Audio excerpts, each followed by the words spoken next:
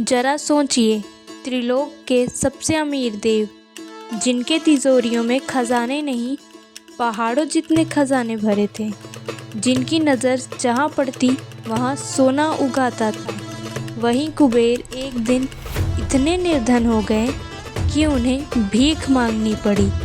और ये दुर्घटना किसी युद्ध, चोरी या श्राप से नहीं हुई, सिर्फ उनके एक वाक्य की वजह से हुई। ऐसा क्या वाक्य जिसने देवताओं तक को स्तब्ध कर दिया? क्या था वो वाक्य? कुबेर जी के साथ उस दिन क्या हुआ?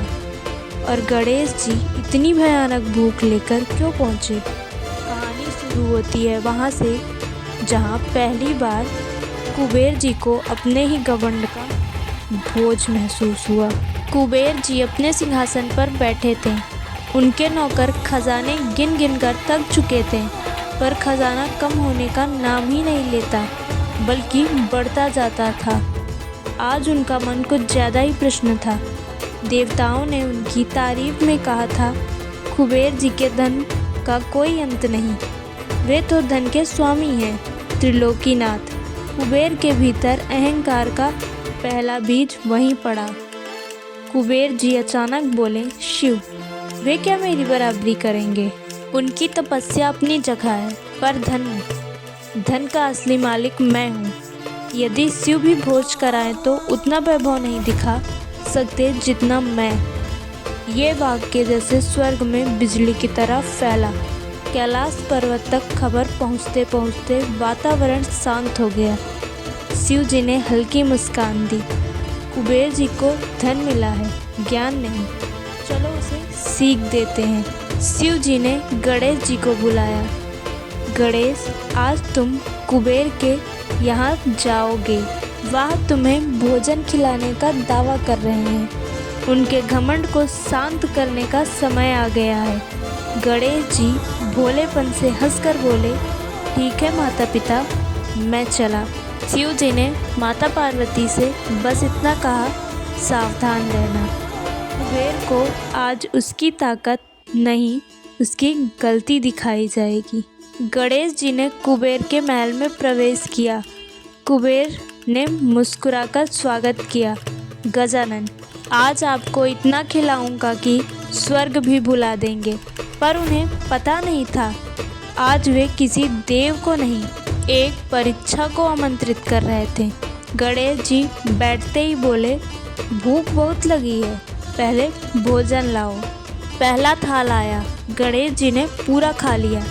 दूसरा आया, खत्म। तीसरा आया, खत्म। तीसरा खत्म। चौथा थाल खत्म। सैकड़ों थाल आए, हजारों पकवान आए।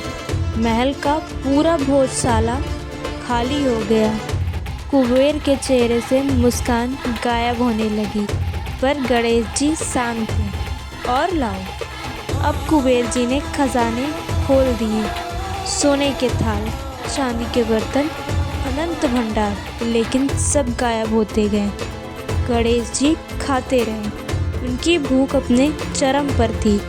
देवता चकित, नौकर भयभीत और कुबेर पसीने पसीने। कुबेर समझ रहे थे, ये साधारण घटना नहीं। उनका घमंड धीरे धीरे टूट रहा था। अब महल खाली, खजाने खत्म, अनाज, फल, पकवान सब समाप्त। लेकिन गणेश जी ने शांत स्वर में कहा, कुबेर, भूख अभी शांत नहीं हुई। अब कुबेर जी रो पड़े। उनका घमंड जैसे पैरों तले रौंदा जा चुका था।